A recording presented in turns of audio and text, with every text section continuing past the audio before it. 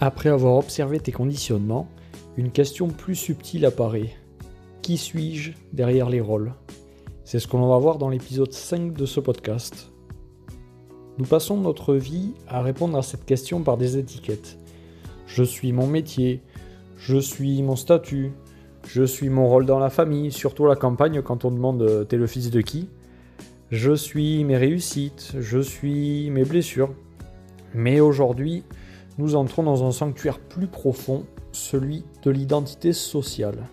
Alors l'identité sociale, c'est pas une erreur, elle est nécessaire. Dans la société, tu es un collègue, tu es un parent, tu es un ami, un partenaire, tu es un citoyen. Tous ces rôles, ils permettent au monde et à la société de fonctionner.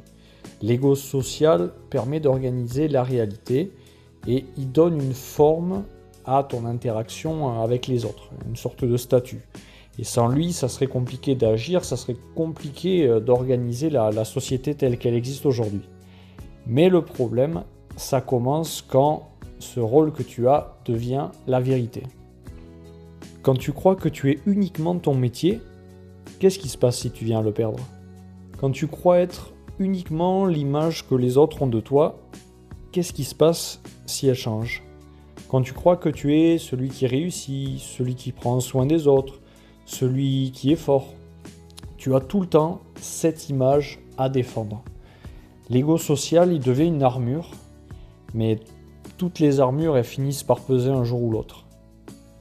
Et l'identité sociale, elle se nourrit du regard extérieur. Alors on ajuste nos paroles, on modifie nos choix, on retient certaines parts de nous qu'on ne veut pas forcément montrer, par cette peur de ne plus appartenir au groupe. Mais à force de vouloir être accepté, on s'éloigne souvent de notre centre, de notre moi profond. Et l'initiation, elle commence quand tu te demandes « Qui serais-je si personne ne me regardait ?» Derrière le rôle que tu joues, il y a une présence. Présence silencieuse, présence stable, non définie. Et elle n'a pas besoin d'approbation. Elle n'a pas besoin de statut. Elle est juste consciente. Quand tu es seul, par exemple, face à un paysage, quand tu respires, tu sens rien prouver, quand tu oublies toute cette image, c'est ton être profond qui apparaît. Alors le truc n'est pas non plus de rejeter l'identité sociale, mais de la remettre à sa juste place. L'ego, c'est un outil pour vivre en société, alors que l'être profond, c'est la source.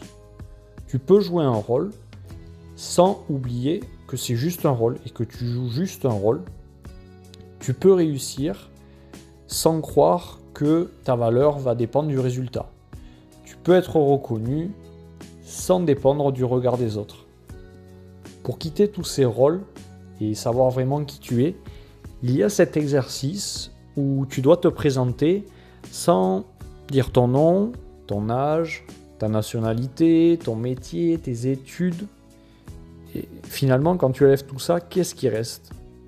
Qui es-tu vraiment ? Et qu'est-ce qui te rend vivant ? Qu'est-ce qui te fait vibrer ? Quelle qualité tu as envie d'incarner en tant que personne ? Et si tu n'avais pas la pression du regard des autres, quelle personne tu aimerais être finalement ? J'irai même plus loin avec l'utilisation des verbes être, faire et avoir, que l'on n'utilise pas forcément dans le bon sens. Dans le livre Conversation avec Dieu de Neale Donald Walsch, on nous dit que on utilise souvent les verbes dans ce sens-là. D'abord avoir, puis faire, puis être. Par exemple, quand j'aurai plus d'argent, je ferai des voyages et donc je serai plus heureux.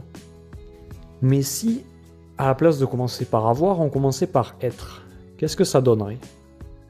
Je choisis d'être dans un état, par exemple, je choisis d'être heureux, donc je fais des actions alignées avec cet état, je fais des actions qui me rendent heureuse, et tout naturellement, j'en obtiens les choses que j'ai toujours voulu avoir.